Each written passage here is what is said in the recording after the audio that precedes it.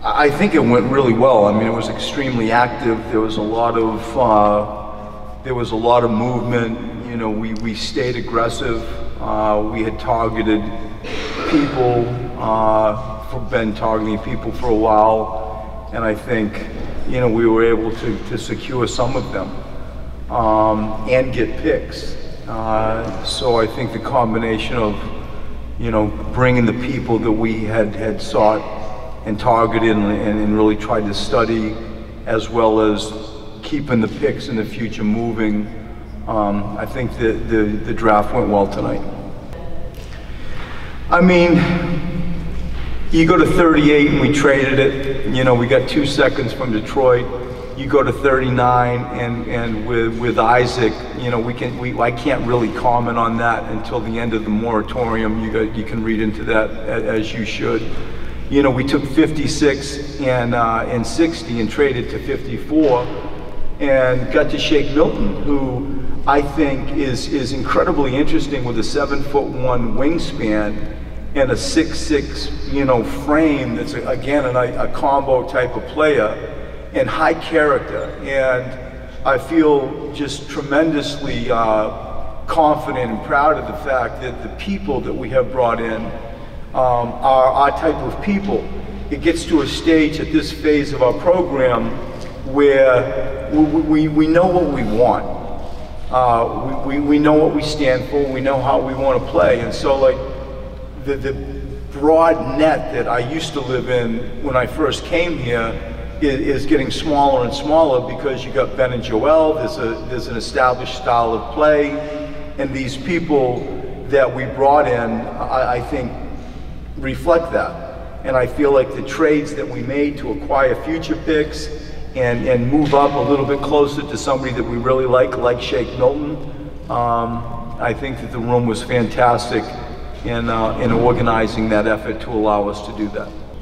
I think it's now. You know, you're trying to develop and hunt the stars now.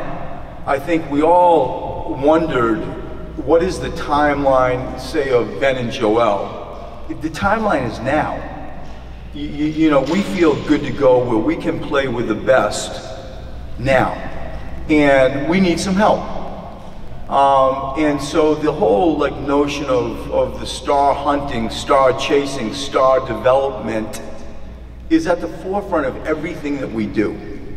And you know, I just like to go there to admit it to all of us. I know we understand that, but to just let's throw it out and call it for what it is, helps ground decisions. I think it helps justify decisions, tough decisions.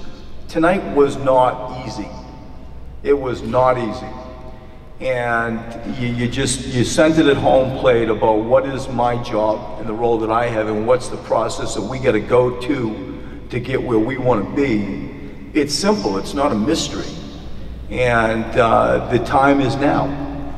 And as I said, right when, you know, I sat up with Josh, we will be aggressive. And I hope that we will be smart. And I think that we have been.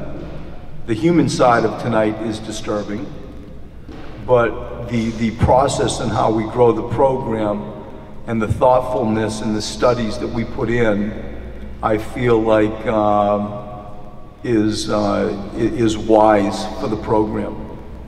Very different, very different. And you know, I said right when I accepted the responsibility that I have no intent of doing this. This is not what I want. I'm a basketball coach. And when this came up, I felt the responsibility to do the best that I could under the circumstances to help move us forward. And as I said earlier, you know, this is a very different June than I've experienced. Down deep, I love it. I love it because you just bleed for the program.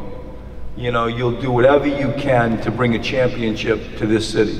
That's the bottom line. And as we sort of corralled the analytics people and the scouts and my coaching staff and the people that work in the building and try to hold us together and move us forward and show daylight, That's my job. And, you know, with my team, my players, that we're under control, we're good to go. We're going to jump into free agency in a moment. We're going to study and come out of the draft fine. And now we're going into a whole new world in free agency. And you start taking sort of the draft, free agency, and the development, the summer plans of our existing players. That's the holistic approach to how do we arrive to September good to go. And this has been a very different June for me, but I accept and want the responsibility. And you know, tonight we'll sort of conclude a different phase of my role in this organization that I have been used to. Well, there's a lot of questions in there, and I think I can try to tighten it up. You know, there's a 20-minute, 15-minute window where, you know, you play text tag with the people involved, and everybody in that room knew how excited I was personally. And as I said before, it really was. It was 1A and 1B. Like, we really, and they're really different, because Mikhail probably could come in and play now. You know, come in and really like embrace the immediate role now.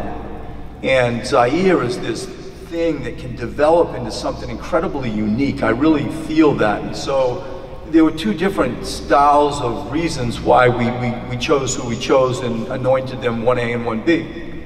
And so we make the draft, and, you know, emotions carry over that it's pretty cool. He's from Villanova, it's the city of Philadelphia, you can't make this stuff up, his mom works across the street, all that stuff. And then the human side of, wow, look at this deal. Like, look at this incredible godfather of a deal that can move our program forward in ways that we couldn't have imagined before this draft. And so you're caught. You really toggle between different emotions. And, you know, everybody here gets it. We all live here, and as I said, understand the city and all that. And it just, at the end of the day, you know, I think as time unfolds, we'll realize how important of a decision and an unusual an opportunity that we had that we just didn't feel responsible accepting. That's the human side of tonight. There's been text exchange with his sort of inner circle that is tough, you know, and he's going to be great. Mikhail, you know, let's face it, the other side of the story is he's the 10th player chosen in the NBA. That's pretty impressive.